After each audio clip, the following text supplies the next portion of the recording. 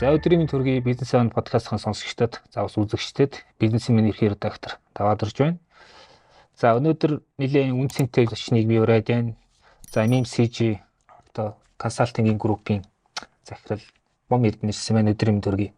Өдрийн төргий. За тэгэхээр MMCG маань одоо Монголын хамгийн анхны одоо судалгааны фирм тий одоо 23 жил болж байгаа тийм үү? Тэгж байна. Одоо бид нар ч 2002 онд байгуулагдсан гэхээр тэр анх ер нь яг зах зээлийн судалгааны, маркетингийн судалгааны мэргэжлийн компани хэрэгт байгаагүй л тий.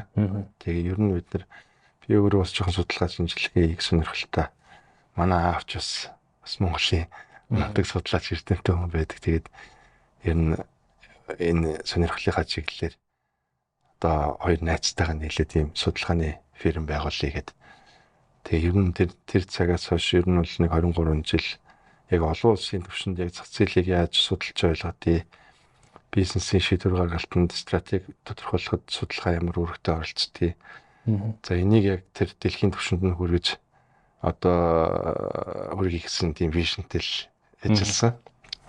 Тэгээд одоо бол бид нарт бол бас Америкаас аудит хийдэг байхгүй судалгааны компаниудын судалгааны процесс, дата анализ тэр бүх түвшинд нь одоо хийгээд тэг олон улсын түвшинд хүрсэн байна гэдэг. Тэгээд ISO 22052 гэдэг энэ стандарт байдаг. Тэг энэ дэлхийн яг энэ судалгааны стандартаар одоо чанар нь баталгаажсан 76 дэлхийн компани нэг л байна гэж байна. За тэгэхээр өнөөдрийн битэрийн ярих сэдв бол яг одоо ингээд маш олон зүйл иргэн тойронд өөрчлөгдөж байна. Тэгээд ерөөхдөө нэг юм энэ дунд юм жаахан цэгцэлт ойлголтуудыг цэгцлэхдээ нэг юм чиглэл гаргахыг оролдъё гэж бодсон. За тодорхойлбол одоо ер нь маркетинг маань одоо маркетингийн функц маань юу болж байна те ер нь анхны тэр ойлголт нь хэрхэн офсэж хөгжиж байна. За тэгээд ер нь бизнес модель маркетинг гэдэг ойлголт маань бас яаж явж байна одоо ямар хувь тодорхойлолт явж байна.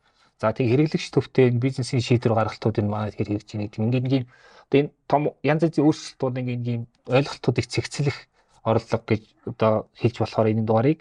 За тэгээд танах бол яг ингээд нөгөө нэг датаан донд илүү чиг хандлагыг нөгөө одоо мэдэрч тэр анхны одоо тэр нөгөө одоо дүгнэлтүүдийг гаргадаг газрын хувьд ер нь одоо өнөөдрийн байдлаар маркетинг гэдгийг бид нар маркетинг функц гэдгийг яг бид нараас юу гэж ойлгох хэрэгтэй вэ те яг энэ дээр та эхлээд нэг тодорхой ярьж өгвөл.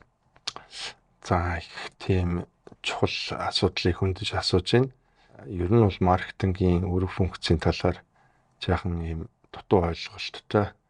Тэгээ байгууллагууд энэ үүрэг функцийг хэрэгжүүлэхдээ бас дутуу хэрэгжүүлээд байдаг.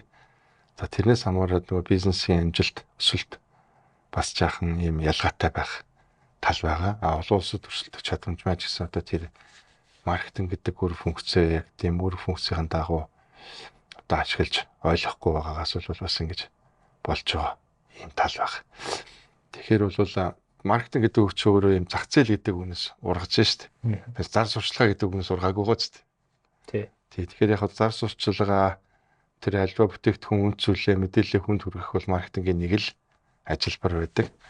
Харамсалтай нь одоо манай компаниуд маань үүрэг функцийн хувьд маркетинг гэдгээ тэгж ойлгоод тэр талд нь л илүү ажиллаад байна гэсэн.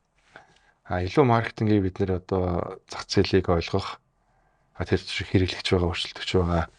За тэр хэрэглэгчийн ойлгосон өрсөлдөө тэр ойлголтоо хэрэг сайн ойлгож байгаасаа хамаарат өрсөлдөөний стратеги боловсруулах. За тэгээд тэнд бид нар зах зээлийг одоо зах зээлээ ойлгоод зах зээлийг авах хэрэгтэй шүү дээ тийм ээ. За зах зээлийг авах чинь стратеги хэрэгтэй тийм. Альва юм чинь дайн байлдаан хийж чинь гээд бодвол одоо байлдааны стратеги гэдэг стратеги бас гэдэг одоо энэ бас латин үг баг тийм ээ. Тэгэхээр стратеги гаргах нь маркетингийн одоо зах зээлийн одоо авах стратегийг боловсруулах нь маркетингийн хамгийн чухал ажил байна шүү дээ. За тийм мэдээж бид нар сайн бүтээгдэхүүн ч юм уу үйлчлэгээ бид нар бүтээх хэрэгтэй бол тэрийг яаж тийм үнцэнтэй бүтээх вэ? За тэрийг хэрэглэгч нарт яаж хүргэх вэ? За бий болгосон хэрэглэгчээ яаж нөгөө өрсөлдөгчтэй алдахгүйгээр удаан хугацаанд хадгалах уу гэдэг өргөн хүрээтэй функц байхгүй. Тэгэхээр бид нар бизнесийн ер нь яг одоо энэ функцийг бас жоохон юм өөрөөсөө ойлголтын хүрээнд юм уу эсвэл алба гэлцээ бол маркетингийн алба гэдэг. За тэр нь жоохон илүү зарчилгаа гэдэг алба гэдэг юм. За тэнд нэг бизнес хөгжүүлэлтийн алба гэдэг тусдаа алба хийчихэд байх шиг байх. За судалгааны нэгж шиг тийм том компаниуд бол тэг яг нөгөөдөл юм шиг уйлдаа муутай яваад байгаа байхгүй. Тэгэхээр SEO бол тэрийг нөгөө маркетингийн функцийг бүтэн зургаар нь ойлгоод зах зээлийн өрсөлдөөний стратеги бол ингээд энэ функцүүдэд уйлдуулж ажиллуулж зах зээлээ тэлэх, цаашдаа өсөлтөө хангах стратеги зүй гаргах, тий аль сегмент рүү дайрах уу, яаж өсөлтөө хангах уу гэдэг чинь гол одоо ийм стратегийн ажил бол маркетингийн функц гэж ойлгож байна. За энэ үүрэг функц яагаад одоо илүү яг бид нар энэ зөв утгаар нь ойлгож зөв хэрэгжүүлэх механизмыг байгууллагын одоо бизнесийн процесс дээр бид нар бүтээх ёстой вэ гэхлээр дэлхийд даяар зах зээл жижигэрч байна. Хүн амын өсөлт буурч байна. Тэ Япон, Солонгос гээд за төрөлт буурч байна. Хятад бол угаасаа хүн амжийн асуудалтай. За хөгшин Европ бай тий. Монгол бас хүн амжийн асуудал үүссэн. Бид нар 90 онд гараад ингээд төрөлт бол ингээд 2 дахин унтсан байж байгаа шүү дээ. Тэ 70 мянга байсан төрөлтөө ингээд одоо 40 мянга дээр унтсан. Тэр 10 жилийн одоо зах зээлийн одоо шинэ хэрэглэгчнэр тэ одоо Z-ийнхэн гэж яриад байгаа тэр хөдөлмөрийн зах зээлийн нийлүүлэлт одоо явж байгаа. Тэгэхээр хүн амын төрөлтийн манайх бол 2 дахин автоматар зах зээл буураад за тэр нэг одоо 32 он хүртэлч мөрүүлжлээ. Алтан гажил хүртэл үргэлжилсэн байхгүй. Тэгээ ерөнхийдөө хүн амын төрөлт бол буурж байгаа. Нөгөө талдаа гадагшаа маш их шилжилт хөдөлгөөн явах сонирхол өндөр байна. Манай Монголын залуучуудын Z үеийнхний 80% болж үл гадагшаага явж амьдрмаар байна гэж үзэж байгаа. Боломж байв. Энэ танай судалгаанаас энэ манай өөрийн судалгаанаас гарсан. Манайх жил болгон хэрэглэгчийн тренд, маркетингийн тренд, зах зээлийн трендийн талаар янз бүрийн судалгааны репортууд гаргадаг. Манай сайт руу одоо энэ үзэж байгаа хүмүүс ороод үзвэл тэр нээлттэй байж байгаа. Ингээд зах зээл хумигдахаар яах вэ гэхээр өмнө зах зээл бизнесийн чинь гол зорилго өсөлт шүү дээ тий. Тэгээ бид нар өнөөдөр нэг ийм хувьтай зарж байгаа бол ийм зах зээлийн хэрэглэгчийн тоотой бид нар нэг 10% өсөх үү 20% өсөх үү. Тэр өсөлтөөсөө бид нар чинь дараагийн инвестмент хийх мөнгө олдог үст тий. Тэгэхээр өсөлт хийх гэхээр нэг өсөлт хийх зах зээл мэн өөрөө жижигэрэх гэдэг шүү дээ тий. Бялуу томорхоо байчаад байна. Улам жижигрээд нь шүү дээ. Хүн амын өсөлт чинь л хэрэглэгчийн тоо гэдэг чинь өөрөө өсөлтийн хянцгаар шүү дээ, тийм ээ. Тэгэхээр бидэрт ингээд нөгөө өмнө нь хийдэг байсан бизнесийн өсөлтөө арай өөр ухаан зарж илүү чармайлт гаргаж юм хийх шаардлага гарч байгааз. Тэ? Тэгэхээр энэ дээр чинь л одоо бид нар нөгөө нэг жинхнээсээ одоо зах зээлээ илүү гүнзгий ойлгох ямар нэгэн сул сегмент байна уу? Орон зай байна уу? Муу ийм хангагдаагүй хэрэгцээнүүд байна уу? Хаашаа нь бидэрт хэлэх. Энийг бол бид нар яг одоо нөгөө саний маркетингийн функцээ бол юм бүтэн зургаар нь одоо ингэж нөгөө нэг ашиглаж ижил хийх боломжтой байна. Энэ дээр яг тодруулаа асуугаад одоо эхэлж байгаа бизнес төвчдөр за эсвэл одоо явж байгаа техникийн таны хэлснээр одоо ийм стратегийн бас өөрчлөлтүүд хийх шаардлагатай бизнесүүдийн хувьд яг гол харгалзах хүчин зүйлс хийв. За мэдээч хүн амын хүчин зүйлс одоо ирээдүйн хэрэглэгчдийн хэм байх гэдэг нь аягүй чухал болчиход байна шүү дээ. Хэд байх нь бас тэгээ тий. Тэгэхээр ямар хэрэгцээ байх нөгөөд яг тэр нэг ямар хүчин зүйлсийг зайлшгүй тооцох хэрэгтэй вэ? Ер нь бизнесийн нөгөө хэлбэрээс үл хамааран. За яг уу энэ бас их чухал асуулт байна. Тэгэхээр энийг ярихын тулд бид нар бизнес модель гэдэг юмыг бодох хэрэгтэй. За бизнес модель ч бол ийм дотоод одоо хүчин зүйлс байна шүү дээ. Мөн гадаад хүчин зүйлс гэж байна. Тэр бизнес чинь өөрөө нэг ийм загвараар ажиллаж шүү дээ. Тэр чинь бас гадна талдаа өрсөлдөх өчнөр тий. За зах зээл, хэрэглэгчийн тренд, технологийн тренд. За тэгээд энэ дээр бол яг макро орчны хүчин зүйлс бол бизнест бас их тийм. За мөн байгаль орчны ч юм хүчин зүйлс өмнө тэгж амар их хүчтэй одоо нөлөөлөх хэмжээнд бас их тийм савлуулдаггүй байсан бол одоо нөгөө дэлхий ч бас нэг өмнөшгөө байхаа биш болчихлоо тийм ээ. Тайван биш болж байна. Одоо нэг disruptive гэж яриад байгаа шүү дээ. Хөл одоо мохцсон юм асуудлууд үүсэж байгаа. За Украины дайнч гэдэг юм уу. Америкт хоёр гинт ингээд худалдаа найдаа үүсгээл нөгөө явж исэн бизнесүүд бүгд хямарч байгаа шүү дээ.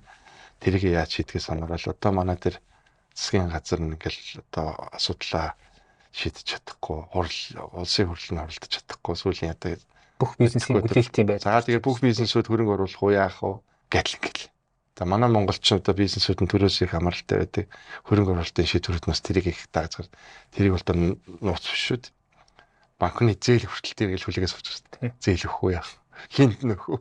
Аль талс нь одоо ялсан талынх нь одоо бүлэглэлд илүү зээл өгөөлөө та ашигтайж гэдэг юм. Одоо тэгж хардаг байх л та. Тэгэхээр яг хуу энэ макро орчны хүчин зүйлс яах гэдэг гэдэг маш сайн анализ хийх хэрэгтэй. За нөгөө мэдээж нөгөө технологи трендүүд чинь AI одоо ингээд маш их өөрчлөлт хийж штэ. Энийг бол бид нэр ажил төрийн 5 дугаар хувьсгалын түвшинд дэлхийд авч үзэж байна. Би өнгөрсөн жил бас Дубайд JITEX гээд AI технологийн форумд очиж оролцсон. Тэгээд энэ бол 5 дугаар хувьсгал. За мэдээж бид нарт ажил төрийн олон хувьсгалыг дамжсан тий. Бид нар одоо уурын хөдөлгөөрч гэдэг юм уу, компьютер ч юм уу, интернет ч гэдэг юм уу, ийм хувьслууд цахилгаан ирч юм. Ийм хувьслуудыг бид нар ингээл туулсан шүү дээ. За тэр хувьсгал болгоно нэг өөрийн зах зээлийн дүрмийг өөрчилдөг, тоглоомын дүрмийг өөрчилдөг. Дайн хийдэг бол дайны дүрмийг өөрчилдөг тий. Одоо ч дрон роботор байлддаг юм руу орох гэж шүү дээ, тийм үү. Дээр бид бол танк гарч ирэхэд бол бас тэр чинь айгүй том дэвшил байсан баг шүү. Морь унж байлддаг байсан юм шүү дээ. Танк гарч ирээгүй вахт бол манай морчин одоо технологи байсан шүү дээ. Тийм биз дээ. Тэгэхээр энэ бүхэн ч нөгөө зөвхөн ингээд зах зээлийн дүрм, бизнесийн дүрм бүх юмны дүрмийг өөрчилдөг. Тэгэхээр бид нар дүрм яаж өөрчлөгдөж байгааг харж ах шүү дээ. За тэгээд энэ технологийн өөрчлөлтүүдийг бизнесдээ яаж нэвтрүүлэх вэ? Энэ улс төрийн орчин яах гэдэг, энэ олон улсын орчин яах гэдэг. За энэ аягүй чухал. За тэгээд дээр нь хэрэглэгчийн тренд гэж нэг юм чухал юм байдаг байхгүй юу? Ер нь хэрэглэгч гэдэг имийг дандаа хаамаа ингээд ингээд бодлоо логикнууд эднэр аягүй муухай тоодгүй байхгүй юу? Маш тоох ёстой. Ягаад гэвэл юм ер нь маш их трендээр явдаг болж шүү дээ, тийм. Бид нар одоо бизнес модель гэдэг хоёлаа ярьж байгаа юм чи, тийм. Бизнес модель дээр юуг одоо анхаарах хэрэгтэй вэ гэж чи асууж шүү дээ. Хүчин зүйлс тийм. Ямар хүчин зүйлсийг анхаарах хэрэгтэй. Одоо CEO гэдэг чинь жишээл нэг бизнес модель. Танаа гадаасаа нэг CEO шүү дээ, тийм. Өмнө нь манад тэр дэлгүүрүүд байсан уу? Байсан байна шүү дээ, тийм ээ. 6 нэр 8 нэр гэсэн модель байсан байт. Энэ чинь бас бизнес модель байхгүй. Бизнес модель биш энийг л яриад байгаа шүү дээ. Тэгэхээр манай Монголын компаниудын бизнес модель өрсөлдөж чадваргүй байна. Яг 8 нэрийн дэлгүүр шиг. Дийлэнх болох юм ойлгож байна. Тэгэхээр илүү сайн бизнес модельийг аваад ирвэл эсвэл бүтээчвэл зах зээлийг авах боломж маш их өндөр байгаа байхгүй. Манай компани SEO судалгаа гэдэг топ 50 компани SEO-ноор судалгаа авдаг. SEMO судалгаа гэдэг топ 50 компани маркетинг зөвлөлтөд судалгаа авч репорт жил болгон гаргадаг. За энэ репортыг манай сайт руу ороод авч үзэж болно, сонсогчд бол. За энэ дээр бол маш олон хэрэгтэй мэдээлэлүүд байдаг. За эндээс юу гэж үзэж байгаа манай нийт компани захирлуудын 70% нь манай зах зээл маш их боломжтой байна гэж хариулсан. За ийм жижигхэн зах зээлийг бид нэр одоо ямар боломжтой байна гэж одоо үзэхгүй дээ гэж бодоход топ 50 компани захирлууд боломж маш их байна. За тэр боломжууд нь тэгээд юу вэ?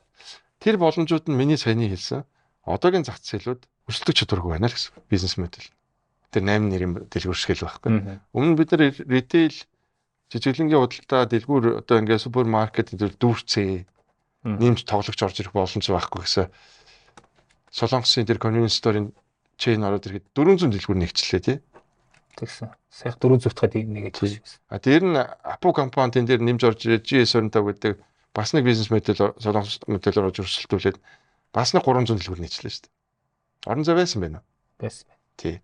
За энийг хэлээд байгаа. Тэр 60% нь орон зай байна. 70% орон зай байна гэж үз. Тэгэхээр бид нар энэ бизнес модель одоо байгаа бизнес моделийг бид нар нэгдүгээр сайжруулж явахгүй бол хүн булаалгана. Тэгэхээр бид нар бизнес моделийг яаж сайжруулах вэ гэдгийг маш сайн бодох ёстой. Одоо юуг анхаарч явах ёстой вэ гэдэг чинь тийм үү? Мөн шинэ бизнес модель сайн бизнес модель үүсгээд эсвэл гаднаас оруулж ирээд ноу хав нэвтрүүлээд зах зээл авах боломж байна уу? Тийм биз дээ. За байна гэж 70% үзсэн ба шүү дээ. Маш их боломжтой байх нь Монголын зах зээл тийм ээ. Тэгэхээр энэ юмыг хийдэг ажил функц нь маркетингийн функц байхгүй юу? Тийм ээ. Зах зээлийн нэг ойлгож судлаад одоогийн бизнес модель нь ажиллаж гэнэ үгүй гэдгийг үнэлээ, хэрэглэжээс нь үнэлээд, өрсөлдөөнийг нь үнэлээд, өрсөлдөөний орчныг нь үнэлээд. За яг шинэ ийм бизнес модель яг ямар хэрэглэгчийн асуудал дээр нь асуудлууд байгаад байгаа юм. Өмнөх юм нь юу нь болохгүй гэдэг. Юугийн сойжруулчвал тэр шинэ бизнес модель руу шилжчих юм те. За энд юу нөлөөлж байгаа нэхлээр энэ лайфстайл нөлөөлдөг юм шүү дээ. Жишээлбэл одоо SEO-д юм нь үнэтэй шүү дээ. Тэгвэл SEO орсон дээрээ гэж үзэж шүү дээ. Тийм үү? Нийт худалдаа авчдад 30% дэлгүүрийн хэрэгцээний 30% ийм convenience store-оор хангадаг болсон бэл. CUGS-ээр. Тэгвэл хүн ийм тогттой орчинд convenient те 0-тай Wi-Fi-тай ч юм уу те. Тэгэхээр энэ соёл чинь ингээд нөгөө өөрчлөгдөд байд. Энийг нэг хэрэглэгчийн тренд гэдэг байхгүй. Тэгэхээр ингэж асуумаар байна. Одоо ингээд манай эдийн засгт одоо худалдаа үйлчлэгийн салбар нэлээд өндөр хувь эзэлдэг те. Тэнд хэрэглэгчид эсвэл ажил хүч нэлээд их төвлөрдөг. Тэгэхээр за одоо ингээд CUGS гээд за тэгэхээр нийтийн хоолнд бол бас франчайзууд нэлээд ороод ирсэн те. Яг одоо энэ бизнес модель гэдэг дээр бизнес модель гэдэг нь ерөөхдөө ингээд бизнес моделийг сайжруулах чадвар, өрсөлдөх чадвартай болно гэсэн мессеж явуулна шүү дээ. Тэгэхээр өөр ямар салбарууд бид нэр одоо ер нь гэдэг яаралтай ч юм уу ер нь нэг ойрын хугацаанд бизнес моделийг сайжруулад одоо юу гэдгийг тэр франчайз бизнесийн зарчим руу эсвэл өөрсдөө бүтээх юм уу эсвэл гаднаас тийм сайн систем оруулж ирэх ёстой ямар салбарууд. За жишээ нь Монголд бол аялал жуулчлал гэж ярьдаг, хөдөө аж ахуйч гэж ярьдаг те. Энд чинь ямар нэг юм одоо дэд бүтцийн тоглоом тоглохгүй зүгээр би тусдаа ингээ нэг юм жижигхэн аж ахуй ажиллуулад явах байчаад шүү. За маш бас сайн чухал асуулт байна. Мэдээж би зүгээр бас энэ кейсмэл одоо ритейлерүүл авчлаа л да. Тэрнээс биш бизнес модулуудаа маш амжилттай өрсөлдөд явж байгаа олон салбар байгаа шүү дээ. Банкны салбар байна. Тийм өөрийн телефон байна. Технологийн компаниуд байна. Бүр сошиал бизнес модулуудыг үүсгэж чинь тийм платформ бизнесүүд одоо тэр UB Capture гэх юм а тийм. Одоо зөвхөн ингэ таксины сервис гэж нэг юм замраагүй юм байсныг захиалгатай болгоод ийтэй тэгээд өөрөө нэгч таксиг одоо Airbnb шиг одоо юм платформ бизнес шүү дээ. Тэгээд бизнес модель чинь ингээд юм хэрэгцээнд дээр суурилаад янз бүрийн төвшөнд ингэж хөгжүүлж болж ш зөвхөн ритейл биш тийм ээ. Тэгээд энэ дотор чинь одоо жишээлбэл M-банк гэл одоо нэг шинэ бизнес модель гаргасан байна. Мөн үү? Банкны уламжлалт бизнес моделийг өөрчилсөн дижитал банк. Тэгээд энэ залуучуудад их таалагдж штэ. Ер нь тэр банк бол өөрөө их олон хүчин зүйлээс хамаардаг л да банкыг сонгох сонголт ч хэр найдвартай, хэр олон жил туршлагатай. Тэгээд M-банк бол цоошин банк гарч ирэл одоо хэрэглэж татчихад шүү дээ. Яг юу л энэ залуучуудын тэр уламжлалт бизнес модель, сервисийн туршлагыг таалха болсон гэсэн юм шиг. Лайфстайлыг өөрчлөмөр байна. Удиртай байна. Тэрэн дээр нь тэр орон зай дээр тэрийг хаан банк хийж чадахгүй биш чадна. Худалдаа хөгжлийн банк хийж чадахгүй биш чадна. Зүгээр тэрийг хийхгүй утгаар тэр орон зай үүсгэдэг шүү дээ хэрэглэж чинь тийм хэрэгцээний. Тэгэхээр сул орон зай дээр шинэ бизнес модель үүсгэх болцоо байдаг өхөн зах зээлч жишээл өсөлтөө хангах тийм үү. Тэгэхээр эм гээд бүтэн банк ингээ гараад ирлээ. Тэр олон банкны дунд тийм. Тэгээ өрсөлдөж шүү дээ одоо. Чадж байна уу? Чадж байгаа шүү дээ тийм. Тэгэхээр зах зээлийн бизнес моделийг яаж илүү инноватив байлгах уу, бүтээлчээр шинжлэх үү, өөрийгөө яаж реинвент хийх үү тийм үү. Одоо тэр байгууллагууд чинь өөрсдөө бизнес моделийг реинвент хийж дахин ингээ орчин үеийн хэрэглэгчийн лайфстайл руу шилжүүлж тэр хэрэглэгчээ ойлгож нийцүүлж юм ахиц төвчлийг хурдан хийхгүй бол өөр хүмүүст энэ маань юу өгч байна?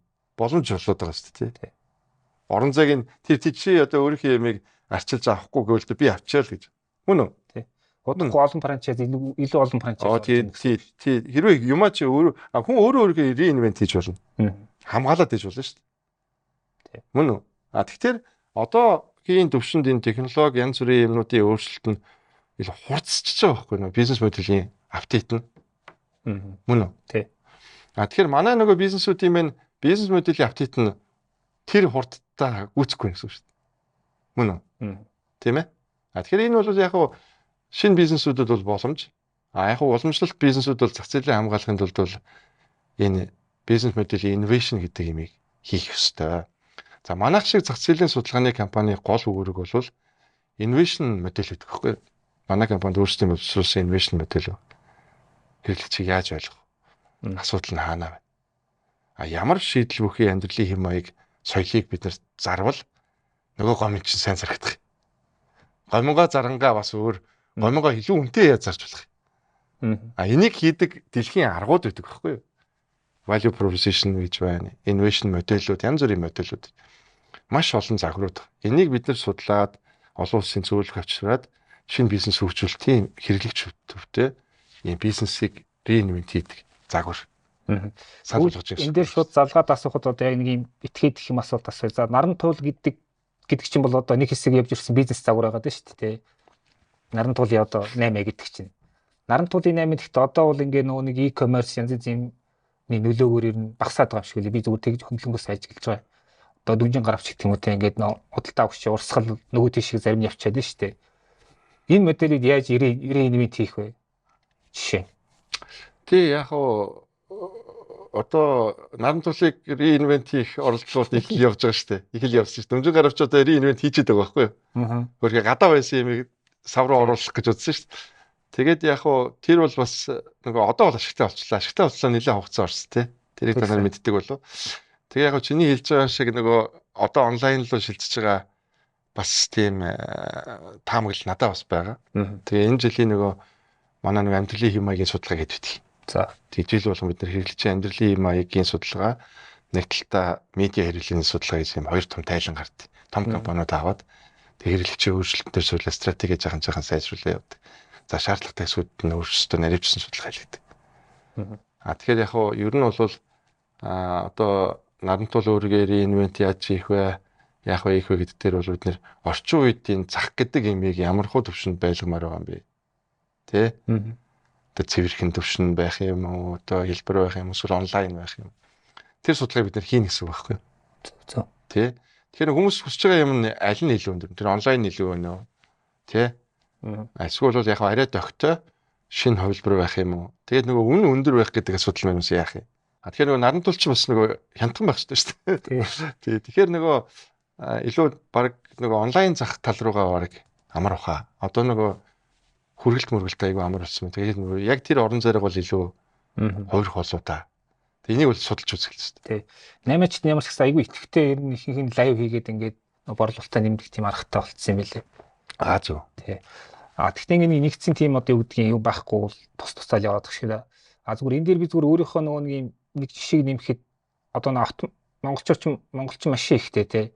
Автомашины засвар үйлчлэгээний зах зээл гээд бас нэг юм одоо цэгцэлж явуул айгүй гоё тийм орон зай байгаад байна. Тэн дээр миний мэдгч нөгөө Proof Center гэдэг байгаа шүү дээ. Зөвхөн одоо хибрид машинд үйлчилдэг. Гэхдээ ингээд нэгдсэн стандартаар ингээд хэрэглэгчтэй харилцах тэр нэг бүх юм нэг стандартчлагдсан.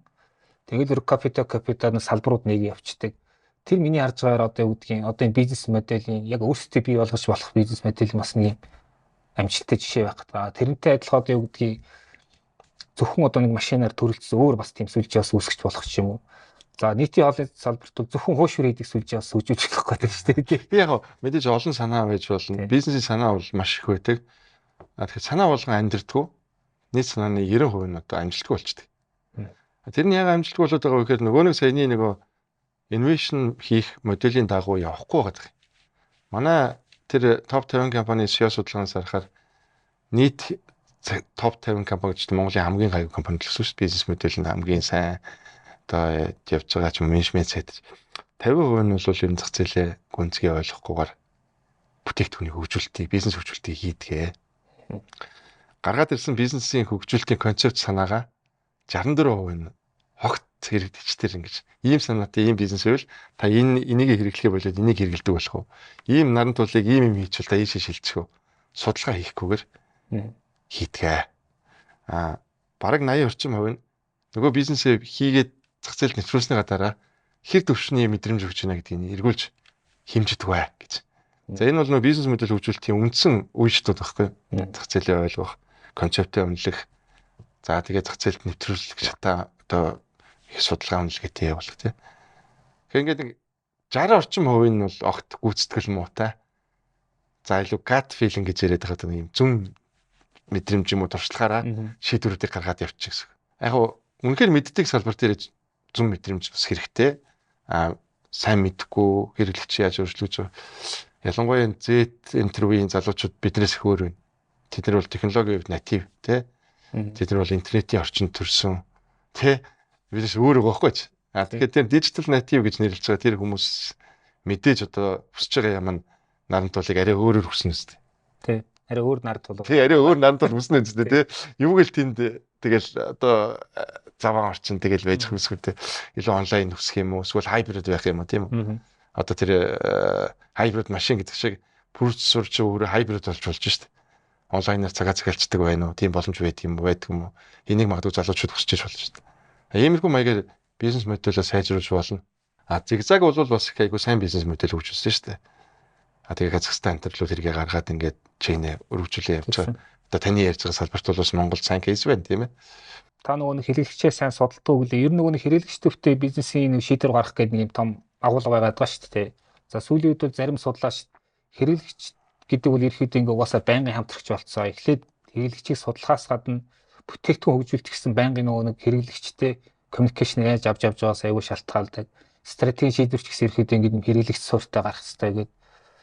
Тэгэхээр 2-3 жилийн өмнө тач манаас нэг компьютер орж яхад нөө илтгэл дээр чинь нэг юм гол мессеж байсан юу гэхээр манайх ерөөхдөө юм хэрэглэгч төвтэй шийдвэр гаргахгүй дандаа захирал төвтэй тийм ийм бизнес модельүүд яваад байна гэдэг.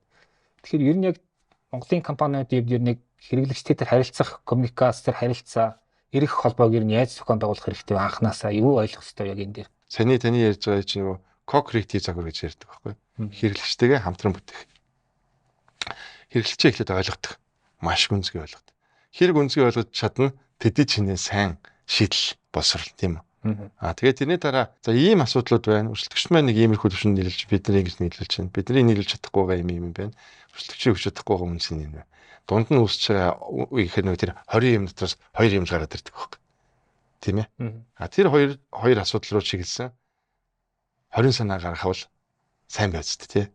Тэгэхээр нөгөө эхлээд энэ ойлгох хэсэг минь явахгүй болохоор 10 хүн орж ирээд хурал хийгээд 10 өөр санаа гаргаж ирээд нөгөөх нь хэрэглэгч тэр чухламж ойлгомжгүй хэрэгэлдэж хагаад ард албан тушаал томтой ч юм уу ахмадынхаа үгээр яваад за ингээд шийдвэрүүл ингээд сонин гарч ирж байна шүү дээ. Тэгэхээр нөгөө хэрэглэгчийн судалгаагаар засгийн судалгаас гол асуудлаа гаргаж ирчээд 10 хүн орж ирээд тэр асуудлыг яаж сайжруулах вэ гэдэг 20 шийдэл гаргадаг байхгүй одоо инновашн загварын давуу тал нь. Манайх ингэж нөгөө компани бизнес хөгжүүлэлтийг одоо удирдах явуулж өгдөг гэсэн. За энэ дээр AI-г ашиглаж байна, технологиг ашиглаж байна, мэдээллийг бас олон цугаас авч байна. Зөвхөн хэрэглэгчийн судалгаанаас гадна тийм. Ингээд бид нар бизнес модель, бизнес хөгжүүлэлтийг бол илүү үр дүнтэй удирдах боломжтой, илүү үр дүнтэй бодож. Тэгээ яг би бол сая бол өнөөдөр ингээд суур агуулгын маягтай юм ярьж штэ. Одоо үндсэн агуулга ярихгүй болохгүй ажлыг яаж хийх гэдэг. Үндсэн нэг суур зарчим гэж байна. Энэ хэрэглэгч төвтэй байх хэрэгтэй. Co-creative буюу хэрэглэгчээ ойлгоод нөгөө талдаа creative discussion-ууд явах хэрэгтэй. Илүү өндөр expert discussion явах хэрэгтэй. Гэтэ хэрэглэгчийн хамгийн гол асуудал руу л чиглэх хэрэгтэй. Хэрэглэгч 20 асуудал байна шүү дээ. Одоо Proof Center-ээр үйлчлэхэд танд ямар тулгымдсан асуудал вэ? 20 юм гарч иж болно тийм үү? Жишээ нь одоо буцаагаа солиулж болдгоо. Би бол нөгөө Proof Center яг үнэтэй ч гэсэн буцаагаа солиод өгчдөг те. Эсвэл илүү нөгөө нэг юм одоо засварчт механикууд нэм тойлгомжтой процессэнд байгаа ажилладаг. Би ягаад тэгэхээр өмнө 2-3 газар ороод нөгөө нэг болтыг нь муухай мартаач юм уу орхицсан байдаг тийм тохиол байсан болохоор ихэд үнтэй ч гэсэн тэгээд очтгол болчихчих юм л ягаад тэгэхээр солиод өгчдөг байх нэр солиод өгчдөг тийм. Тэгэхээр нөгөө бусад төвдөр өсөж өгөхгүй шүү дээ. Хямдхан ч гэсэн тэгээд найдварг байгаа байхгүй юу? Тийм байна. Тэгэхээр яг зөв нөгөө тэгэхээр иймэрхүү маягаар ингээд хүнд ийм тухгүй туршлагууд байдаг байх нь шүү дээ танахаар үйлчлэхэд. Одоо энэ үзэж байгаа хүмүүс мэдээж бизнес хийдэг. Нөгөө 20 асуудлыг таниараа үйлчлүүлэхэд ийм тухгүй тэгээ өөр газар ингээд тухтай юм өгвөл за үнтэй ч гэсэн тэнд очие. Ингээд та хэрэглэгчээ алдж ирсэн тийм. Тэгэхээр бид нар хэрэглэгчийн судалгаа хийгээд тухгүй мэдрэмж өгöd байгаа юм юу юм бэ? Яавал энийг илүү тухтай болгох вэ? Сервис экспириенсийг юм уу, бүтээгдэхүүн экспириенсийг тийм. Илүү яавал тэр орчин үеийн цаг хэмнэл лайфстайлаар нь ойртуулах вэ? Тэгэхээр хэрэглэгчээ ойлгож ирж бид нар тэглээ ойртуулна ч тийм. Тэгээ тэн дээр ойлголцсон дээр шийдлүүд гаргаад ингээд бизнесийг реинновейт хийж гэсэн. Дахин шинжилж гэсэн бизнес модель. Тэгвэл тэр чинийгээрээ зах зээлээ бид нэр хамгаалж чинь гэсэн. Эсвэл шин зах зээл авах боломж байна гэсэн. Энийг бид нэр одоо яг маш сайн одоо судлах хэрэгтэй. Суралцах хэрэгтэй. Бизнесийг нөгөө энэ бол олон улсууд бол бүгдээрээ л ингэж байна. Энэ co-creative, innovative, innovation загвар гэж нэрлэдэг байгаа. Энэ одоо энэ Apple одоо өөрийгөө innovate хийгээд байгаа. Amazon хийгээд байгаа. Энэ Procter & Gamble энэ бүгд энийг ашигладаг 80 оноос хойш явж байгаа загвар. Энийг манайх шиг судалгааны компаниуд одоо судалгаа талаас нь тусалдаг. За branding agency-нууд энэ дээр ажилладаг. Тэг нийлж ажилладаг. Гэтэ илүү гол нь судалгааны insight гэж нэрлэдэг. Судалгааныхаа нөгөө хэрэглэгчийн гол асуудлаа хэлж гаргаж ирээл өрсөлдөгчийн чадахгүй, өөрийн чадахгүйгээр нэг хамгийн гол юм бол 20 юмнаас сонгох нь шүү дээ. За тэгэл тэрийг шийдвэрлэх юмыг л бүтээх нь шүү дээ. Зөв. Бас нэг юм тодруулж асуухад за компани болгон мэдээж юм үе судалгааны байгууллагатай хамтарч ажиллаад ингээд хөслөд явах боломж байхгүй тий. Ялангуяа жижиг компаниуд бол ингээд хэрэглэгчтэй үүсгэж байгаа контакт болгоноос одоо өгөгдлөх юм уу мэдээлэл цуглуулах тийм боломжтой байгаа шүү дээ. Гэтэл манайх ихэнх нь хийж чаддгүй тий одоо хэрэглэгчийг зөв бүртгэж чаддгүйгээс эхлээд тийм үү. Тэгэхээр жижиг компаниуд яг нэг харилцагчийн үйлчлэгээ гэдэг дээр ямар байдлаар үнцэнтэй мэдээлэл ер нь цуглуулж болох уу тэрийг яаж ашиглах уу энэ дээр бас ямар зарчим юуг ойлгох хэрэгтэй гэдэг дээр айгуу чухал асуултаа. Хоёулаа яриа ер нь их гоё зэгцтэй системтэй явж шүү. Асуултууд маань их зөв байна. Яг л зөв л дөө. Одоо тэрийг яаж хийх юм бэ? Яаж судлах юм бэ те? Тий, data analytic гэдээ яриад байгаа. Бидний нөгөө хэрэглэгчээс авдаг судалгаа байгаа, чанарын судалгаанууд байгаа. Би яг өнгөрсөн 7 хоногт чигт олон улсын яг энэ дата анализ хэрэглэгч ойлгох чиглэлд олон улсын конференцд очичод ирлээ. TSMR гэдэг манай дэлхийн судалгааны байгууллага энэ чиглэлийн одоо ассоциац байдаг. Манайх тэрэнд Монгол талаас одоо сүүлийн 10 жил одоо яг Монгол талаа хангаа явж байгаа. Тэгээ тэнд бол ер нь бол таны ярьж байгаа саяны нэг дотоод дата. За тэрнээс ойлгох хэсэг байна, тийм үү? За бусад гадна талын дата. Одоо сошиалын дата юм уу, одоо янз бүрийн дата. Тэгээд тэр дата чинь бүрэн хариулт өгч чаддаг байхгүй. Яг одоо жинхэнэ хэрэглэгчтэй ойлоо ингээд тулж уулзах. Одоо та бол одоо манай компани талаар өнөөдөр яг юу хийдэг талаар ойлголт чинь манай компаниг мэддэг л байсан баг та тий. Гэхдээ өнөөдөр та надтай ярилцчихаар арай зөв судалгаа гэдгээс арай өргөн цар хүрээтэй ажил хийдэг юм танд ойлгогдож байна. Тий. Нэг 20-20-30% нэмэгдэж байгаа байхгүй миний мэд. Таны ойлголт өөрчлөгдөж байгаа. Тэгэхээр энэ бичсэн уулзалт айгу чухал байгаа.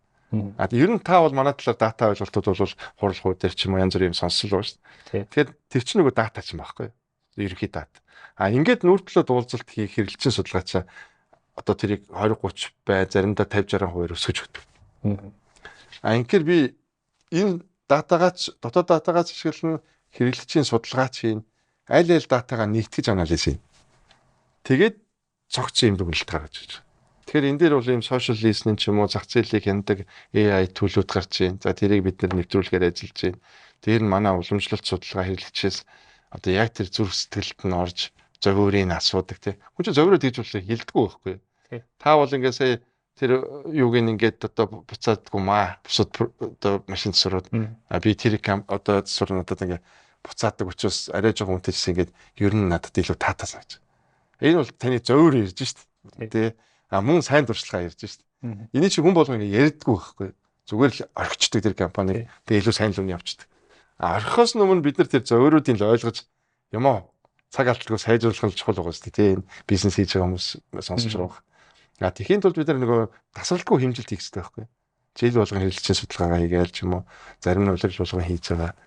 Одоо бол гэхдээ жижиг компаниуд харьцангуй нөгөө хэрэглэгчтэй контактлах сувгууд нь илүү ойширцсан ба шүү дээ.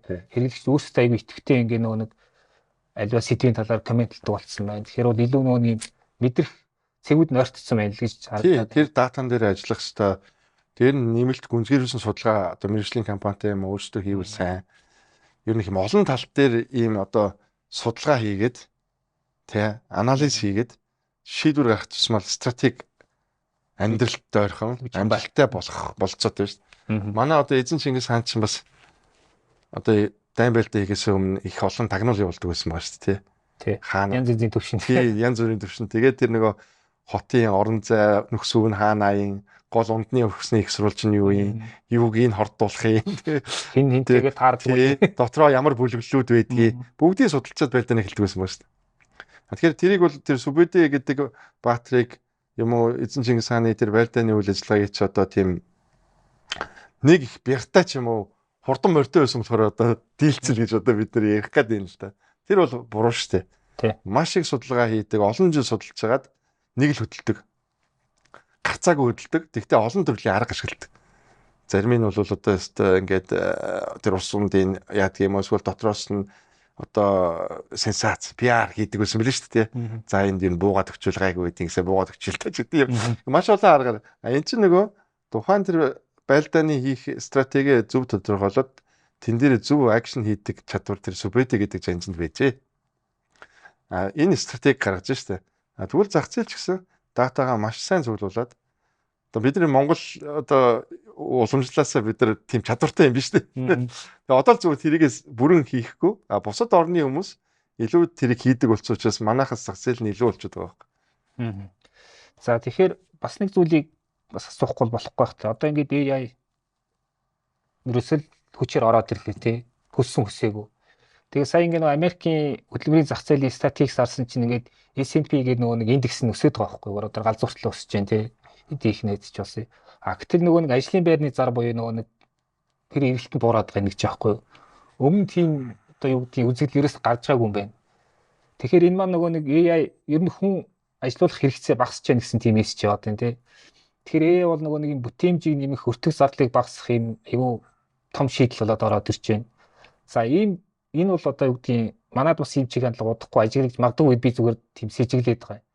компаниуд ер нь нэг AI-тэй холбоотой ямар стратеги барих хэвтэй тэр бүтээмж нэмэх тал дээр шийдэм өртөг зардлаа бууруулах те эсвэл илүү олон зах зээлийг хэлэх гэдэг юм уу яг таны ажигласан зүйл юу юм бэ? За ийм байна. AI гэдэг чинь зүгээр л нэг түүл шүү дээ. Тооны машин гарч ирсэн шиг л байхгүй тийм ээ. Тэгэхээр бид нар тэр түүлийг бүгд ашиглах ёстой. Бүтээмжээ нэмэх ёстой. Тий. За энд тодорхой хэмжээнд одоо автоматжих AI бүтээмж нэмэгдүүлснээс болж бид нэмэгдүүлэхээр бид нар өмнө нэг механик зарцуулж их удаан цаг зарцуулдаг байсан ажлаа багасна гэсэн. Тэгэхээр бид нар цаг үүсгэнэ шүү дээ тийм үү. Тэгвэл тэр цагтаа бид нар өмнө хийх гээд амждаггүй байсан нөгөө хэрэглэгчээ судлах, ойлгох. Одоо манайх чинь судалгаагүй явчихдаг. Ягаад л заас амжихгүй шүү дээ. Цаг алга шүү дээ гэдэг. Тэгэхээр ч тэр нөгөө механик үйлдэлүүд чинь багасчихаар бодох цаг гарч ирж байна. Стратеги гаргах тийм. Тэндээ илүү бид нар ашиглах хэрэгтэй. Тэгээд ер нь бол AI бол хүнийг орлохгүй гэдэг ба шүү дээ. Хүн харин AI-г ашиглаад илүү гоё бүтээл бүтээх ёстой л. Яг альва ингээд шинэ технологи юм гарахад үргэлж юм нэг юм янз бүрийн айдас одоо юм байдэн шүү дээ. Анх одоо тэр Сократ гэдэг хүн бичиг үсэг гарах үед хүн болгон бичдэг болчих юм бол бие биенээсээ хуулаад сэтгэхээ болчих юм шүү. Сократ гоё ярьсан юм. Гутенберггүй хэвлэлийн машин гээ гаргахаар ингээд номнуудыг хэвлчих юм бол энэ чинь ингээд хүмүүс хуулбарлаад эхлэх юм шүү. Ингээд бүр одоо ийм юмыг хүртэл хүмүүс эсэргүүцчихсэн шүү. Анх интернет гарах үед хүүхдүүд чинь гэрийн талаараа одоо интернетээр хийгээд ингээд болохоо бичих юм шүү. Тэр энэ мэдээж энэ чинь ингээд бүх шинэ дэвшлэлтээр ийм юм гарч ил байдаг. Энэ юмнууд бас ажлын байруудыг байхгүй болгож ил байдаг. Тэгэхдээ шинэ ажлын байрууд технологи дээр суурьсан илүү бүтээмжтэй ажлын байрууд үүсэл явна шүү. Тэгээ энд бол нэг тийм одоо энийг бид нар бодоод ч нэмэр байхгүй.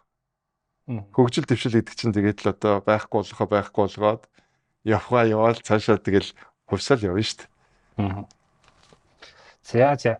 За ер нь подкаст маань төгсгөл рүүгээ ирж जैन. Тэгээд сүүл зүгээр тодруулаад асуухад MMCG-гээр ер нь сүүлийн сонь сайх ивэнт бас ямар шин судалгаанууд зах зээлээр нь бэлтгэж нийлүүлэх чинь тэр сонноосоо яах яриад төгсгөлөө тийм ээ. За тэгээ яг хөө бид нар бол одоо энэ компаниудыг бизнес модель reinvent хий, бизнес модель гэдгийг ойлгож байна уу? За тэгээ тэрийг ингээд судалгаа шинжилгээтэй хийгээд л ингээд санал болгоод байна шүү дээ. За бид нар бас өөрсдөө бизнес модель reinvent хийж л байна гэсэн үг шүү дээ. Тийм шаардлага өндөр байна гэсэн. Тэгээд чект бид нар сая олон улсын салбарынхаа хуралд очиод ер нь салбар маань хаана байна, яаж ашиглаж байна. Ер нь дата аналитик судалгааны салбар AI нэлээд одоо тийм түлхүү ашиглаж байгаа салбаруудын нэг л дээ. Бусад салбараас арай түрүүнд явж байгаа юм. Тэгээ энэ дэр бид нар нодлон жилээс өөрсдөө стратеги дотооддоо боловсруулаад хэрэгжүүлээд эхэлсэн. Хүн судалгааны тайлангаа уншихаас гадна судалгааны тайлангийг бид нар тодорхой AI чатад сургаад тэгээ судалгаатайгаа ярилцуулцаа өгсөн байхгүй бид нар. За өнгөрсөн жилээс. Тэгэхээр хүн ингээ олон ууц тайлан харахгүй шууд юм асуучих бол гэсэн. Тэгээ ChatGPT OpenAI дээр суурилсан юм түүл. Энэ түүлүүд бол их хөгжиж байгаа шүү дээ. Манай тийм өөрсдийн түүлийг хийгээд компаниуд өгсөн эхний нэг версн гарсан байгаа. Энийгээ сайжруулж байна. Дээр нь компаниудынхаа нөгөө өөрсдийнхөө олон жил хийлгэсэн судалгааны датыг нэмж оруулад тэгээд үндсэн Монголын зах зээлийн нэг одоо түрүүний зан төлөв хэрэглэгчийн хандлага, медиатай хандлага одоо тий янз бүрийн трендийн судалгааг оруулсан ерөнхий ойлголт сайтай. Дээр нь категори буюу одоо зэрэг одоо өрн телефон бол өрн телефоных нь судалгааны дата нь өөрсдөө дотоод датаг нийлүүлж оруулаад ийм супер туслах хийж штэ. Нөгөө ChatGPT чинь тийм дата мэдээлэлгүй л байхгүй. Тий. Супер гэхдээ тийм дата мэдээлэл нь тийшээ хийхгүй штэ. Бид нар өөрсдөө бүтээсэн түүл рүүгээ тэрийг хийгээд нөгөө компанид санал болгож өгч гэсэн value бид манайхаар үргэлжлэх явж. Тэгэхээр нөгөөхтөөгөө ярилцаад юмаа хөгжүүлэх болцсон үүснэ гэсэн. Иймэрхүү маягаар бид нар бас өөрсдөө стратеги гаргаад ингээд явж байна. Тэгээ бид нар топ 50 компани SEO-гийн судалгаа гээд 2 жил тутамд хийдэг. Нэг жилд нь SEO буюу маркетингийн захирлуудаас нэг жилд нь. Тэгээ бид нар одоо SEO топ 50 компани SEO судалгаагаа 11 сараас эхлэх гэж. За 26 оны бизнесийг яаж зарж байна? Энэ технологиудыг яаж ашиглаж байна? Бизнес модель дээр ямар асуудлууд байна? Өсөлтөө хангалттай ямар ажил хийх вэ? Нөгөө хөдөлмөрийн зах зээл, хөдөлмөрийн эрэлт хэрэгцээ чинь ямар хүндрэл үүсэж байна? Энэ бүгдээ ингээд нөгөө топ 50 компанийн хувьд нэгтгэхэд гаргадаг байхгүй. За энэ юугаа бид нэр нэг сард танилцуулна. Тэгээ энэ дээр бол бизнес эмэн одоо энэ сэтгүүл сайт энэ подкаст маань бол бас түншилж ажиллая гэдэг юм. Мэдээж бид нар одоо энэ олон сайхан судалгаа мэдээллийг бид хийж байгаагийн зорилго нь олон хүнд хүрээсэй, уншаасаа гэж бодож байгаа ш. Тийм ч учраас өнөөдөр бас подкастад ирж бас өөрсдөө хийж байгаа ажлаа тий компаниудад бид нар юу хийж өгч чаддгүй, компаниуд маань ер нь яаж ийм илүү хэрэглэгч төвтэй бизнесийн шинэ процесс модель руу шилжих вэ тий энэ дээр бид нар зөвлөж ажилладаг гэдгийг ойлгуулах гэж ирж байгаа. Тэгээ манай компани дээр бол бас ийм яг энүүний ийм одоо хэрэглэгч төвтэй маркетингийн модель судалгаа энэ бизнес моделийн талаар нэг сар орчмын тренинг байд. Тэгээ энд бол менежерүүдээ хүмүүс явуулаад сургаж болно. Тэгээ энэ одоо 10 сарын 30-нд би бас энэ бизнес цэник гэдэг одоо танаа энэ бас сайхан өглөөний цайны уулзалтанд намайг урьсанд би бас талархаж байгаа. Тэг яг эн чинь бас л нөгөө юу хийдгээл ойлгуулах. Тэгжээс мөн яагаад хүн тэгж хийх ёстойг нь ойлгуулж байгаа чинь нөгөө бүгд ингээд вининг байх гэдэг шүү дээ. Тэг манайх ч гэсэн одоо мэдээж одоо судалгаа ийм бизнес модель инновашн хийхтэн тусалдаг компани. Нөгөөдөл мэн ингээд судалгаатай co-create хийгээд хамтраа судалгааны компанитайгаа хамтраад хийгээд зандал ойлголт үүсэхгүй бол юм судалгаатай юм хий гэж бодохгүй бол манайх хэрэггүй л байгаа гэсэн үг шүү дээ. Тэгэхээр чи бид нар дэлхийд даяараа хүмүүс зах зээл судлаад хийгээд байна нөхдөө ингээд энэ чинь хамгийн гол нь судалгаа хийж мөнгө гаргах гэдэг асуудал биш. Судалж ойлгоо зах зээлээ илүү томоор авах гээд байгаа. Мөнгө олох гээд байгаа асуудал шүү гэдгийг ойлгуулахгүй болохгүй юм шүү дээ. За ингээд ер нь подкастаа өндөрлөе гэж бодож байна. Тэгээд подкастын төгсгөлд сонсогч үзэгчтэй нэг мэдээлэл онцолж хэлэхэд бизнесмен маань одоо сар бүр бизнес цэник гэдэг өглөөний тийм ажил хэрэгч уулзалтыг зохион байгуулдаг болоод баг жил болж байна. За тэгэхээр энэ удаагийн 10 сарын уулзалт маань 10 сарын 30-нд өглөөний 7 цагаас галерейд болно. За тэгээд манай өглөөний уулзалтын гол илтгэгчээр Гүм Эрдэнэ захирал маань оролцсон. Тэгэхээр яг энэ подкастын бас тэр уулзалтад зориулсан бас юм өрдөж одоо подкаст болж байгаа гэдгийг. Тийм яг би тэр уулзалт дээр бол илүү технологи ярих юм. Яг ч яг өстө таны яриад байгаа нөгөө AI нөгөө metaverse нөгөө технологи сүртэй бизнес модельийг илүү яаж явж байгаа талаар тийм технологи сүртэй маркетинг одоо яаж явж байгаа талаар илүү технологи талаар байх юм. Сая бол бид нар нөгөө суур зарчмаа ярьлаа шүү дээ. Тий. Одоо технологиуд энэ дээр бол илүү яриа гэж бодож байгаа. Манай бизнесмений пэйжээр ороод холбогдох мэдээлэл бас бүртгүүлэх линкийг авч явлаа шингээд танд бас баярлалаа. Подкаст ирж үнцэнтэй мэдлэгээ олцсон. Та бүгд амжилт хүсье. Сайхан бизнесийн мэдлэгийг нь sharing is caring гэдэг гоё ураатай явт юм шүү дээ. Тэгэхээр нөгөө хуваалцсан гэдэг нь тэр хүнд анхаарал тавьж байгаа хамгийн сайн хэлбэр юм байна. Тэгээд тэр хуваалцах ажлыг зохион байгуулдаг ажил нь подкаст. Та надад бизнесийн мэдээллийг одоо тийм туршлагыг хуваалцдаг юм сайхан ажил хийх юм. Тэгээд өнөөдөр бас өөрийнхөө багч гисэн туршлагыг хуваалцаж хүмүүсийг бизнес эрхлэгчтэй ясна жаахан кэрлсэндээ бас баяртай байна. За баярлалаа. Манайд ер нь итгэвчтэй ирдэг юм аа. Өглөөний уулзалт. Тэгэхээр гоё уулзалт болох байх.